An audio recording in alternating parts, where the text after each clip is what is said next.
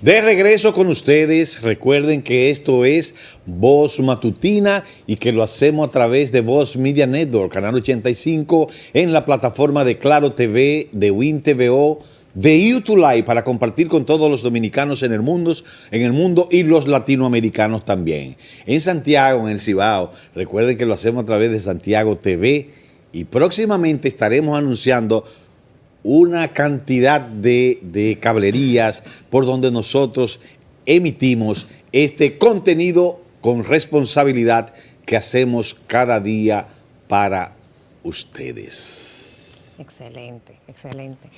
Como comenzábamos la mañana de hoy hablando respecto al interesante programa que tenemos hoy sobre la concienciación del autismo y en el marco del Día del Psicólogo, que es este próximo 6 de abril, estas personas, estos profesionales que apoyan y profundizan en el desarrollo del potencial de cada individuo, de cada familia, esto no solamente impacta de manera personal, sino también a la sociedad, a la familia. Y en este día queremos agradecerles la labor que realizan desde cada una de sus especialidades. Y asimismo, además de agradecerles, les solicitamos que continuemos la lucha para que nuestra sociedad tenga una salud mental más equilibrada. Tenemos en esta situación crisis que nos atacan en diferentes aspectos, en diferentes perspectivas, y el psicólogo tiene un rol fundamental en que la sociedad pueda tener esta estabilidad.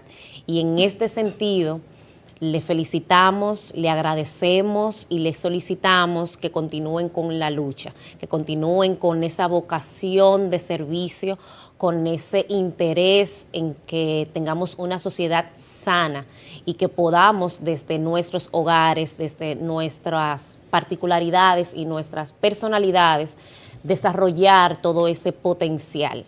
Y en ese mismo aspecto, hoy tenemos un invitado muy especial, el señor José Manuel Núñez. Ortiz, Ortiz, quien es psicólogo clínico, también un magíster. Claro, en terapia sistémica familiar, secretario de divulgación del CODOCSI. Nos gustaría, en ese mismo aspecto, dándole la bienvenida a usted, que nos converse acerca de su historia, de su rol dentro del CODOCSI y justamente esta institución, y nos pueda brindar luz en este aspecto. Muchísimas gracias, Linabel, muchísimas gracias, el caballero. Nos sentimos realmente muy contentos de estar aquí conversando con ustedes y con toda la audiencia de este importante programa. El Colegio Dominicano de Psicólogos es el gremio que agrupa a todos los profesionales de la psicología de la República Dominicana, tanto los psicólogos que trabajan en el área clínica, los que trabajan en el área escolar, en el área industrial, entre otras. Y la responsabilidad principal de este gremio es servir como un asesor del Estado en materia de salud mental. O sea, que en el momento en que comienza a hablarse en nuestro país sobre autismo, el Colegio Dominicano de Psicólogos asume la responsabilidad de procurar que los profesionales de la psicología se capaciten en esta área, puedan brindar unas atenciones apegadas a las normativas que se establecen en las distintas leyes, tanto en la Ley General de Salud como en la ley más reciente que tenemos, que es la ley que tiene que ver con las atenciones a las personas que han sido identificadas con el trastorno del espectro autista. O sea que en sí, primero hablando del gremio, ¿verdad? Tenemos la responsabilidad de acompañar al Estado en las diferentes políticas públicas que tienen que ver con las atenciones en materia de salud mental. Yo me preocupa mucho siempre, y yo veo como el crecimiento que hay en un crecimiento en materia de desbordamiento psicológico. Es decir, cómo a partir y eso se puede notar a partir como de la pandemia, como que hay una situación psicológica que afecta mucho, hay una sensibilidad, se produjo a partir de ahí, como que ha afectado mucho a la sociedad dominicana, y yo no diría a la sociedad dominicana solamente, sino como a otras sociedades, al ser humano en sentido general.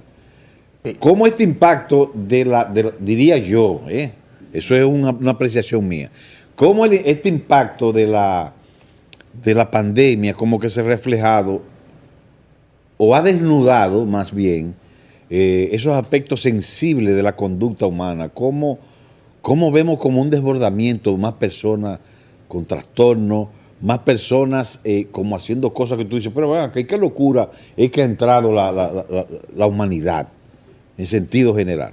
Ciertamente... ¿Eso es así? ¿Ustedes los psicólogos lo aprecian también o es un disparate de uno? Uno como que un momento dice, pero estamos como locos todos. ¿Qué es lo que está pasando? Cada vez que el ser humano se detiene a reflexionar acerca de la realidad que está viviendo, no es un disparate, es un momento importante. La reflexión es importante.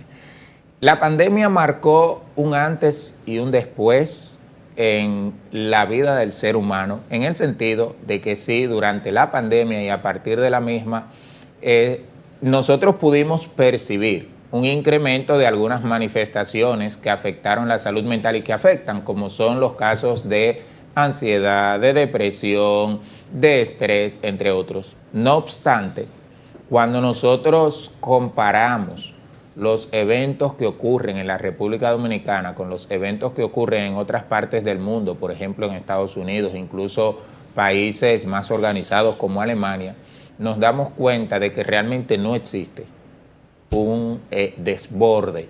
Y no existe porque, si bien, por ejemplo, voy a hacer referencia a 3 casos muy lamentables que han ocurrido en nuestro país de hombres que le han quitado la vida a su pareja y a otros que han estado involucrados, por ejemplo, hasta la familia. Por ejemplo, comenzando en el mes de enero, me parece que el día 18, 19, un segundo teniente de la policía que le quita la vida a su pareja, la madre de esta. Luego nos encontramos a un sujeto que en La Vega le quita la vida a su madre. Luego nos encontramos con el capitán retirado que le quita la vida a varios miembros de su familia. Pero aún viendo en 3 meses hechos tan lamentables como ese, cuando nos vamos a países como Estados Unidos, vemos situaciones de masacres que ocurren en escuelas y en otros espacios. O sea, que lo que ocurre en República Dominicana, si bien no es como para que no nos preocupemos, pero realmente no es la mayor manifestación de conductas que pueden considerarse como desviadas. Pero, además de esto, cuando nosotros vemos los hechos, pudiéramos también pensar que el auge de los medios de comunicación, sobre todo impulsados a partir del desarrollo de la Internet, nos permite estar mucho más informados. Y hechos que muchas veces pasaban desapercibidos y que para poder darse a conocer en otras partes del país o del mundo necesitaban que pasara mucho tiempo, hoy día se transmiten de manera inmediata, porque cualquier persona con un celular puede grabar un hecho, las personas se enteran de una información, inmediatamente se está produciendo la información, las personas la están transmitiendo. O sea que pudiéramos sí analizar que esta apertura que los medios de comunicación han dado a la transmisión de la información nos hace estar más enterados de situaciones que ocurren en distintas partes. Esa parte que tú estás diciendo es una parte muy interesante, porque esa es la realidad. Hoy lo que sucede en cualquier parte del país o cualquier parte del mundo, nosotros lo tenemos real time. Así es. Ahí mismo. Pero vamos a esa parte, vamos a aplatanarla, como dice. Nosotros tenemos menos problemas porque, por ejemplo, digo yo, sí, porque esto hay que entenderlo así. Nosotros tenemos menos problemas porque nosotros, por ejemplo, nos paramos en la verja de la casa. Vecina, dígame, ¿cómo usted está? Y nos desahogamos porque cogemos para el colmado y nos desahogamos. La mujer que compra las verduras se para con el que vende la verdura y le cuenta la vida. El marido mío anoche no durmió aquí. ese tipo de escape, no, yo me río, Pero en la realidad, en la realidad, en nuestra idiosincrasia. Yo me río y pregunto,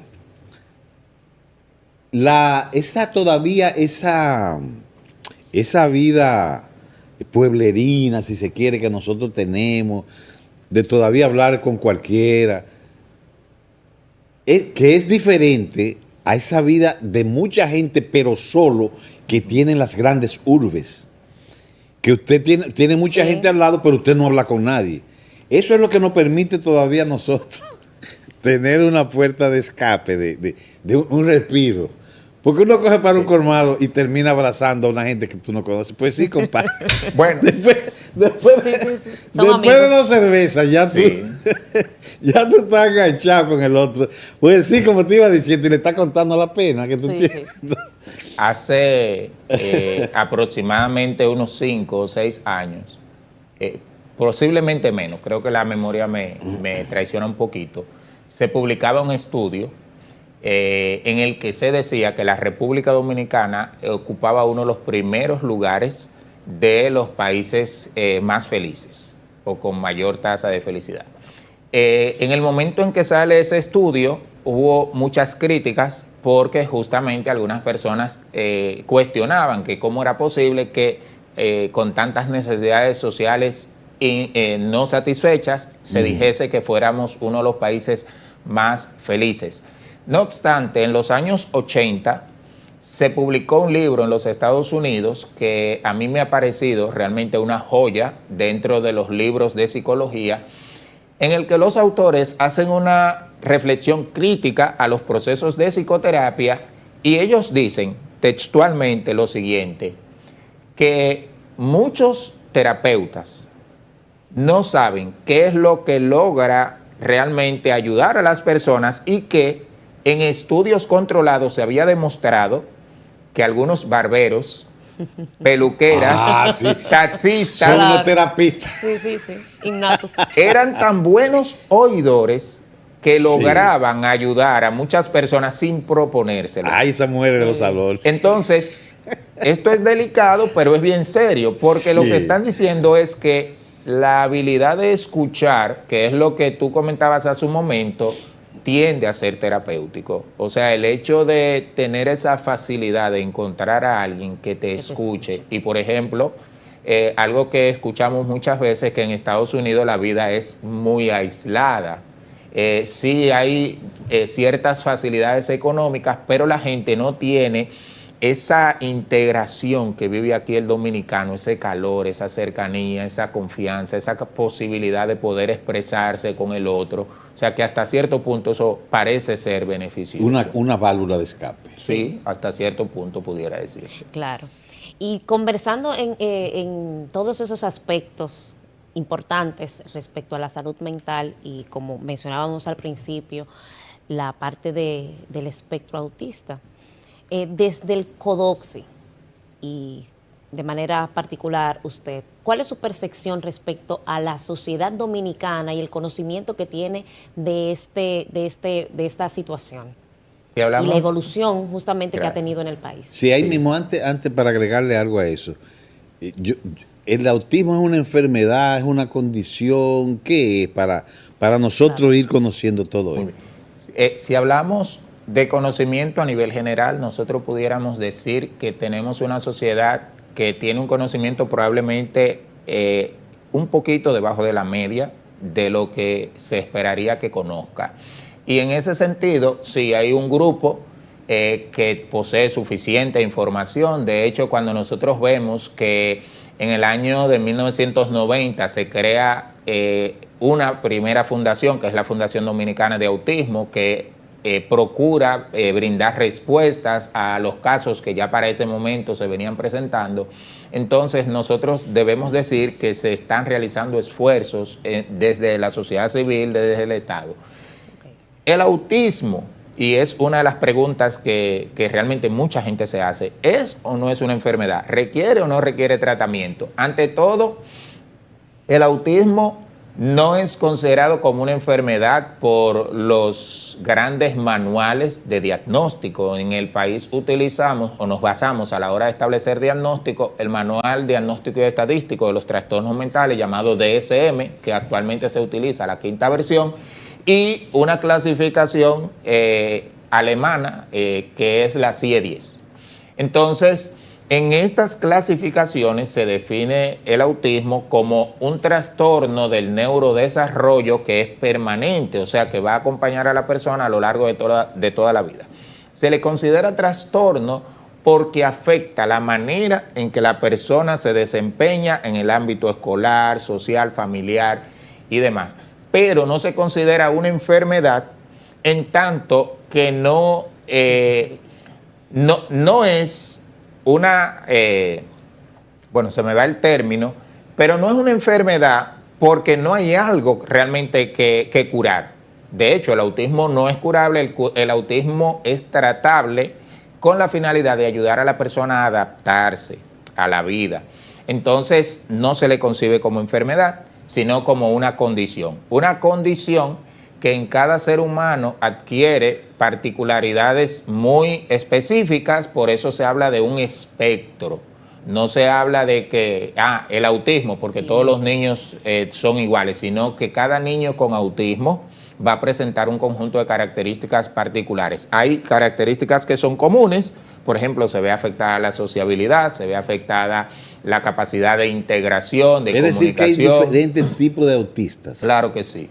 Claro que sí, de hecho, en la actualidad se habla de espectro, dejando de lado una serie de términos que se consideraban como formas diferentes. Por ejemplo, el Asperger, que en algún momento no se consideraba como autismo, hoy día se considera dentro del espectro.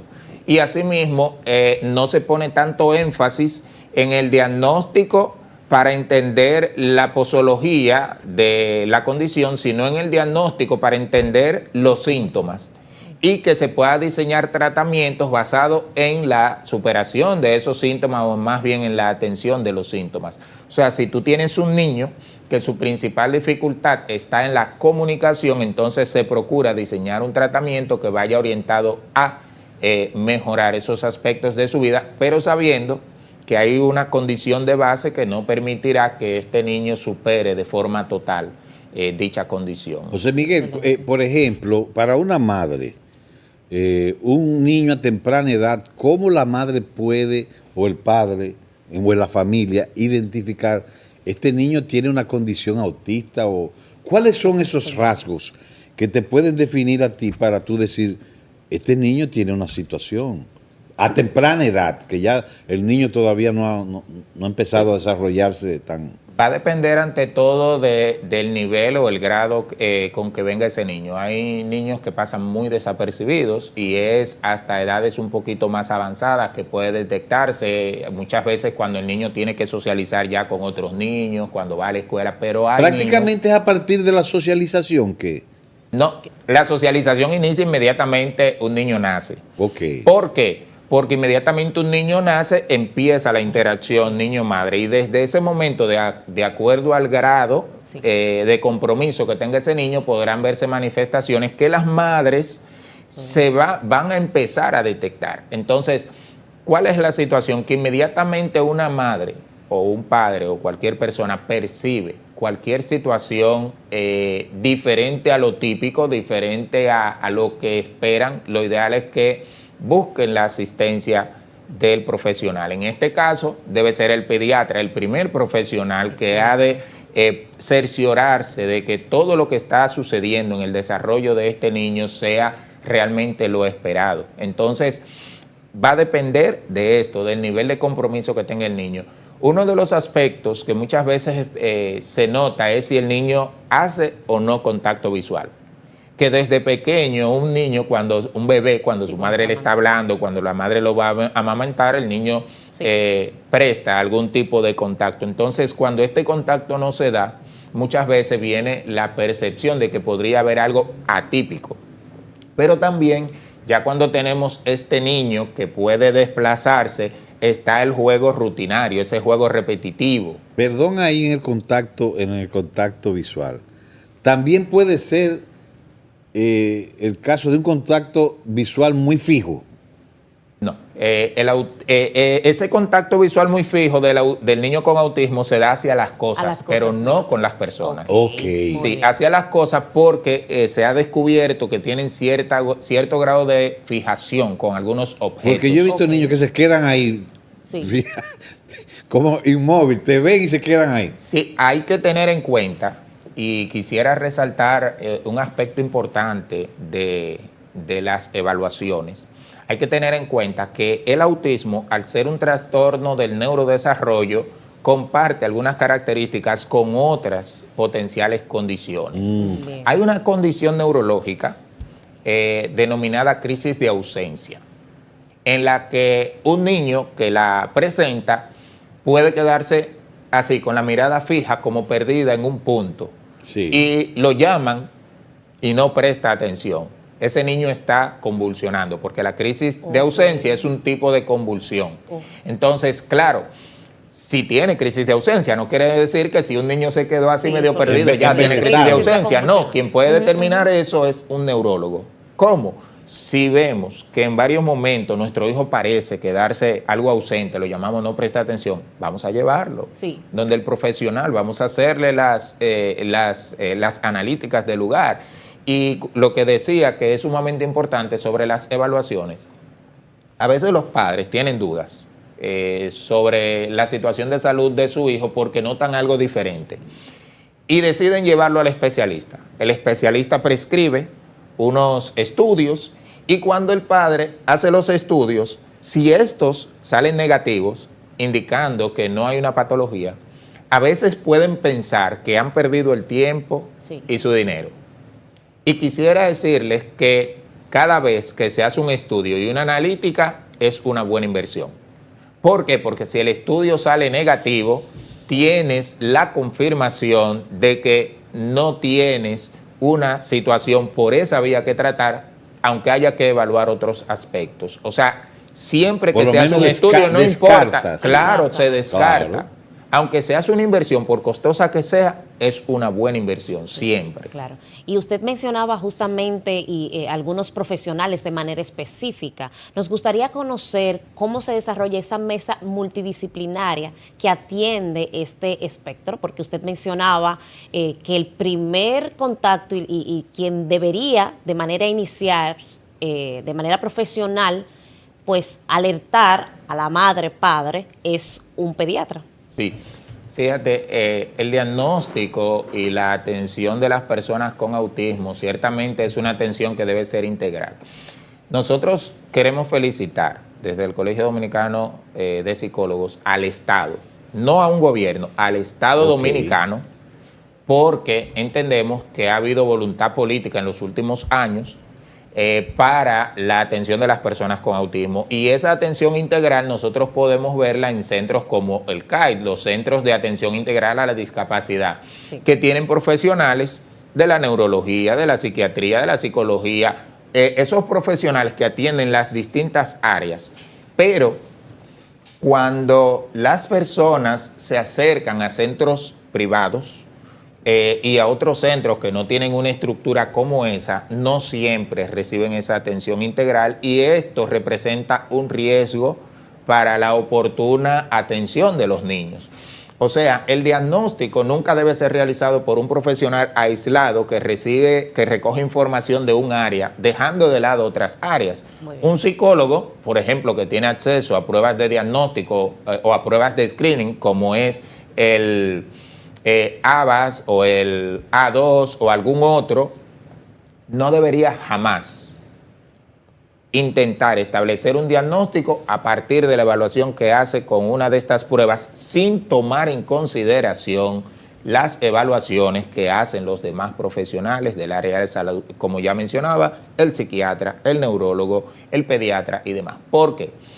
Porque como han escrito ya muchos profesionales, el autismo es una condición que tiene una carga clínica muy importante, y cuando se habla de una carga clínica es que la parte médica tiene gran relevancia en el establecimiento del diagnóstico. Entonces, si dejamos de lado ese aspecto, entonces nosotros pudiéramos estar contribuyendo a una mala atención y una complicación. En todos los temas de salud o de cualquier condición que afecta a la conducta, la atención temprana, pero la atención integral y asertiva es fundamental. Entonces, si yo intervengo de forma temprana, pero no creo las condiciones para que esos demás profesionales participen también, entonces pudiera estar afectando el caso particular. He escuchado por las redes, más que por los mismos medios tradicionales de comunicación, he escuchado de personas, de padres que se expresan de lo costoso, lo difícil para la educación, para los tratamientos y demás. De las terapias, de lo que es esta enfermedad. ¿Es así realmente? ¿Es muy costoso, muy difícil para los padres? La enfermedad no, hablamos... Ahí va. Exacto. La condición, todo eso. La condición. ¿Es realmente muy costoso para un padre? ¿Y qué debe hacer el Estado en ese sentido para, de alguna manera, proteger a los padres que tienen niños con estas condiciones? Sí. Toda vez que en una familia nace una persona diferente a los rasgos típicos que estamos esperando, entonces nos vamos a encontrar con una familia que tendrá que asumir enfrentar una serie de retos, entre ellos retos económicos. Los niños con autismo tienden a ser niños que demandan mucha atención. Entonces, tener un niño con autismo, sobre todo si hay un gran compromiso de la comunicación, del relacionamiento, esto impactará su proceso de aprendizaje. Y si ese niño va a un aula convencional sin que esa aula tenga las condiciones para poder atender las necesidades particulares de este niño, entonces esto puede complicar el proceso. Muchas veces algunos padres recurren en la escuela a contratar a una persona denominada maestra acompañante, que es una persona que va a estar todo el tiempo ahí con el niño. Entonces, esto implica un costo adicional, porque si para el niño estar en la escuela necesita a alguien que le acompañe de forma permanente, entonces es una carga. Pero también hay algunos niños de estos que van a requerir medicación. La medicación es costosa y esto también representa otra carga. También nos vamos a encontrar que muchos de estos niños son muy selectivos con la alimentación, con el tipo de productos que ingieren. Y hace 2 días justamente que escuchaba una experta en gastroenterología que hablaba de la microbiota y cómo el no consumir unos tipos de alimentos tiende a generar unos trastornos estomacales que entonces son más comunes en los niños con autismo por la selectividad de alimentos que hacen, y esto también tiende a afectar la conducta.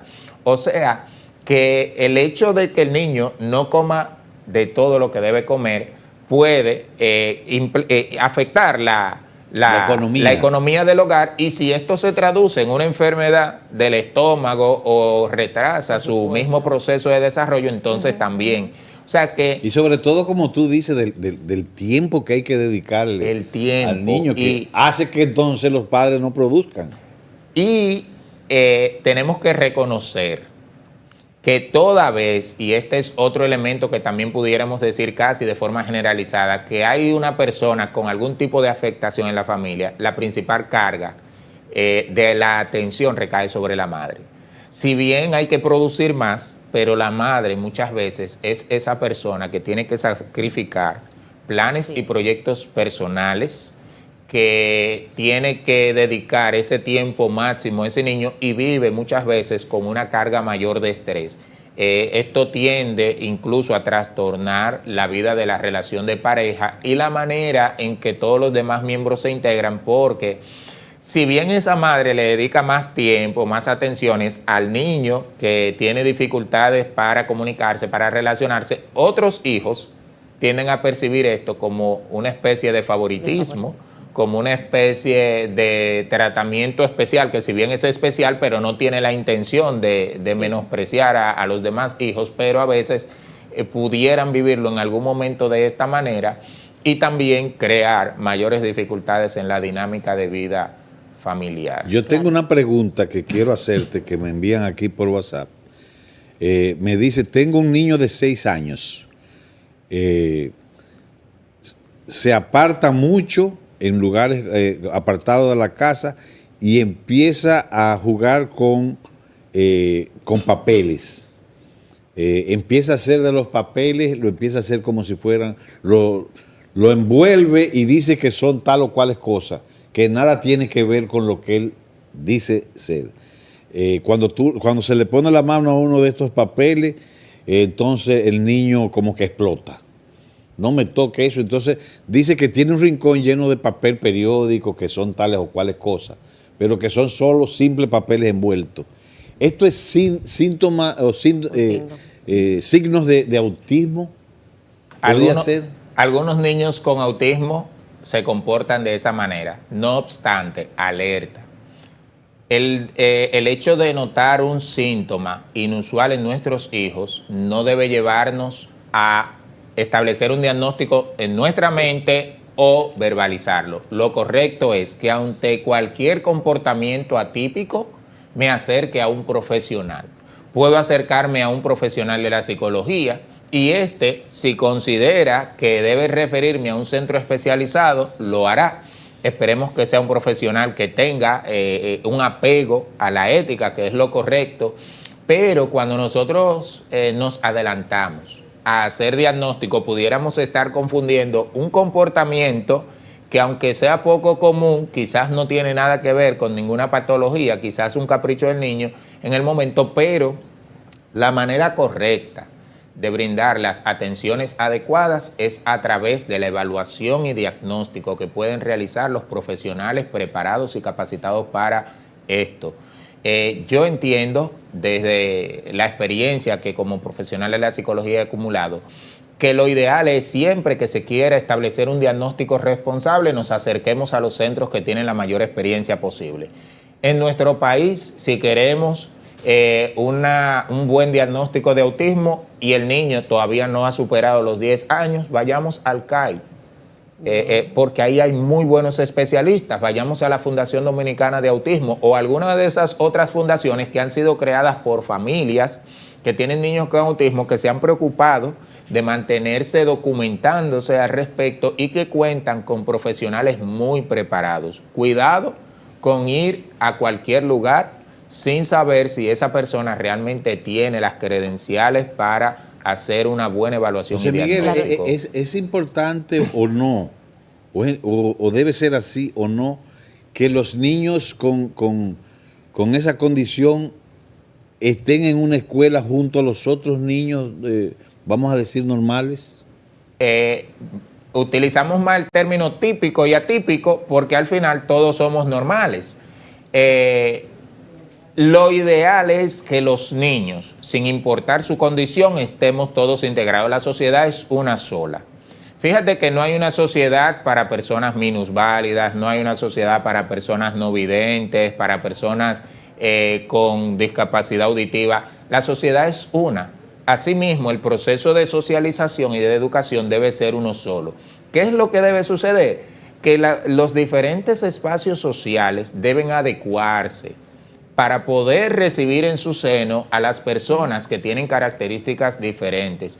Si las escuelas reciben a los niños con autismo, entonces tendremos que todos esos niños que están ahí irán aprendiendo a socializar y a tratar a personas con características distintas a ellos. En el año 2002, yo viví una experiencia sumamente hermosa. En ese tiempo que estaba iniciando mi ejercicio como psicólogo, trabajaba en una institución que albergaba niños con VIH. Y esa institución, por su naturaleza, les daba clases allí mismo. Contrataba profesoras que le daban clases. El concepto era escuela, hogar, hospital. Y para ese tiempo se dieron cuenta de que la institución misma estaba discriminando a los niños, porque tenerlos aparte era una forma de discriminación. Cuando se optó por llevar a estos niños a la escuela, fue un proceso difícil, porque los padres de otros niños empezaron a reclamar y a estigmatizar, que es un niño con SIDA, vienen a contagiarme a mi niño. Pero se vivió un proceso a partir del cual se logró concienciar a esa comunidad de que el hecho de que un niño tenga una característica X no lo hace diferente a los demás niños. Todos tenemos los mismos derechos. De hecho, cuando se promulga la ley 34-23 es con ese ánimo, con el ánimo de que reconozcamos que todos los seres humanos somos iguales, que el hecho de que tengamos una determinada condición, característica, no debe ser el elemento como para que nos aíslen, claro, nos pongan a un lado, porque al final todos somos hijos de Dios. Amén. Usted mencionando la ley 34-23 respecto a la atención de las personas dentro de este espectro autista, y mencionando la integración de diferentes profesionales, la sociedad, las estructuras en las escuelas, ¿qué hay de esto en la propia ley? ¿Qué hay de esta formación e integración de estos profesionales y diferentes instituciones? La ley busca ante todo justamente que se pueda reconocer todos los derechos que tienen los niños dentro del espectro autista, que son derechos, muchos de ellos que están contenidos en la Constitución para todos los ciudadanos, pero además que los procesos de atención, los procesos de identificación y de abordaje en los diferentes escenarios sean realmente apegados a las normas generales de salud. Se contempla además el papel que juega la familia, porque estos niños no viven solos, viven dentro de un sistema familiar que también se ve afectado. Se busca que se garanticen los derechos de acceso a salud, a educación, justamente, y que todos los prestadores de salud puedan hablar un mismo lenguaje y que todos los prestadores de salud entiendan que cuando tienen delante a un niño, no se trata de alguien diferente, se trata de una persona que merece la atención más elevada posible y merece estar integrado en la sociedad como todos los demás ciudadanos. Gracias, José Miguel Ortiz, por darle un poco de luz en este sentido. Yo quiero que asimismo tú le des un mensaje a todas esas familias que de alguna manera tienen en sus hogares un niño en esas condiciones. El principal mensaje es que inmediatamente notemos cualquier comportamiento que nos parezca poco usual, nos acerquemos a un profesional calificado para una temprana detección. Cuando vemos algo poco usual, comenzamos muchas veces una carrera de negación, y esa carrera lo que hace es que retrasa los procesos de atención. La atención retrasada complica los casos. Así que acérquense a los profesionales, no pasa nada malo si tu hijo es diferente, porque al final todos somos diferentes. Es lo que ha demostrado la ciencia. No existen dos personas iguales sobre la faz de la Tierra, y si tu niño tiene autismo, si tiene cualquier otra condición, es la característica con que este viene y con que hay que acompañarle. Cuando esa familia que está escuchándote dice, ay, me encanta ese psicólogo, como se expresa, como manifestó todas esas consideraciones, ¿dónde puede localizar a José Miguel? Tenemos un centro de atención, el Centro de Aprendizaje y Cambio CEAPSI, que está en la zona universitaria, y nos contactan en el número 809-869-5705. Gracias a ustedes por la invitación. Gracias las gracias claro. Tenemos que dártela a ti por estar con nosotros.